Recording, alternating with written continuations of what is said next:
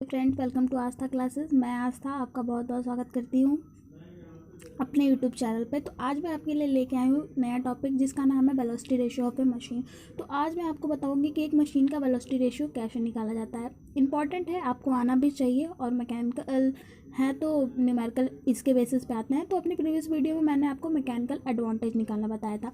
तो वहाँ पर मैकेनिकल एडवांटेज का फॉर्मूला मैंने बताया था W/P। W आप समझ रहे हैं लोड, और P हमारा एफर्ट है। तो यहाँ पे अब आप एक नई चीज़ देखेंगे, Y और X। अब आपको पता होना चाहिए कि ये क्या है।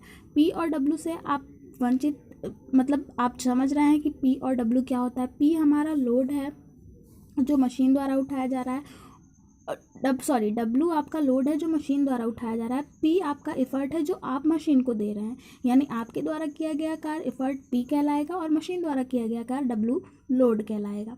तो यहाँ पे बात होगी Y और X। तो वेलोसिटी रेशियो को जनरली VR से डिनोट करते हैं। इसका फॉर्मूला Y/X होता है। अब आपको ये समझना होगा कि Y और X क्या होता है।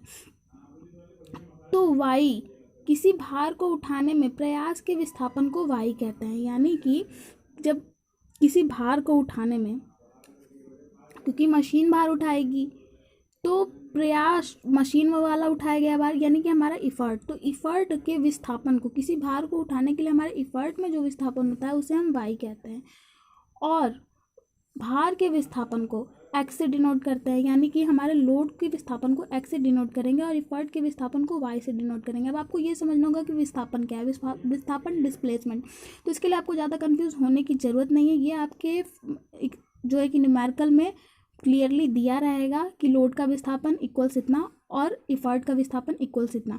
तो बस आप इतना समझिए कि लोड के विस्थापन को एक्स से डिनोट करते हैं और इफर्ट के विस्थापन को, यानी डिस्प्लेसमेंट को वाई से डिनोट करते हैं। तो हमारे वी आर का फॉर्मूला Y/X होगा, यानी कि इफर्ट का displacement of effort upon displacement of work. Thank you so much friends.